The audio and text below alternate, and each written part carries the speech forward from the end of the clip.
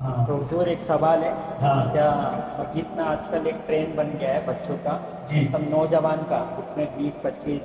سال کے بچے آتے ہیں تو بنا ٹوپی کے نماز پڑھنا اور زور زور سے آواز کر کے بات کرنا، خاص کر جمعہ کی نماز میں، تو اس پہ جی بہت اچھا سوال کیا ہے۔ سب سے پہلے ٹوپی کے تعلق سے بغیر ٹوپی کے بھی نماز پڑھی جا سکتی ہے، اس میں کوئی حرج کی بات نہیں ہے، لیکن اگر کیونکہ ٹوپی پہنی جاتی ہے نماز کی اہمیت کہ نماز اہم چیز ہے، اور ہمارے اسلاف ہمارے بزرگوں نے جو ہے سر کو ڈھانک کر، آپ دیکھیے صحابہ کرام سر کو ڈھانک کر ہی نماز پڑھی ہے، لیکن اجازت ہے پڑھ سکتے، لیکن اگر کوئی یہ کہتا ہے نماز کو اتنی اہم چیز ہو رہی ہے تو پھر بغیر ٹوپی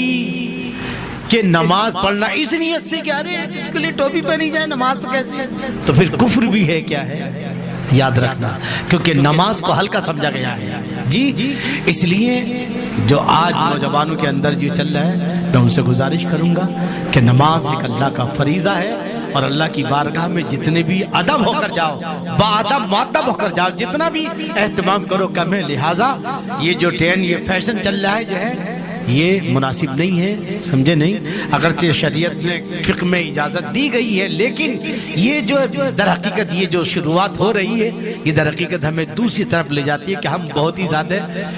ماڈرن ہوتے جا رہے ہیں، مطلب ہے نہیں، یہ گویا ٹوپی پہننا ہمارے لیے توہین ہے، نعوذ باللہ، تو یہ خطرناک ہے۔ یاد رکھنا اگر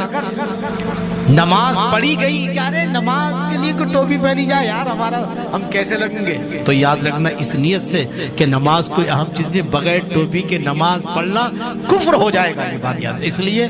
جو علماء کرام کا جو متفقہ فیصلہ ہے کہ سب سے بہتر طریقہ یہی ہے کہ ادب کے ساتھ ٹوپی پہن کر کے نماز پڑھی جائے، اور اللہ کی بارگاہ میں عاجزی انکساری کے ساتھ، لہٰذا ماں باپ کا بھی فریضہ ہے کہ اپنے بچوں کو سمجھائیں، اور میں نوجوانوں سے بھی کہوں گا وہ دن دور نہیں ہے، ہمارے نگاہوں کے سامنے کتنے نوجوان ایکسیڈنٹ میں روزانہ بڑھتے ہیں،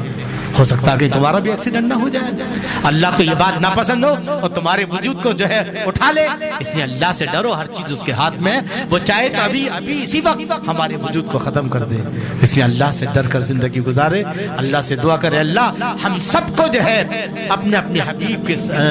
کی سچی محبت عطا فرمائے، اور ہماری نسلوں کو، ہماری اولادوں کو اللہ دین پہ چلائے، ایمان پہ چلائے، ایمان پہ خاتمہ نصیب فرمائے۔ السلام علیکم ورحمۃ اللہ وبرکاتہ۔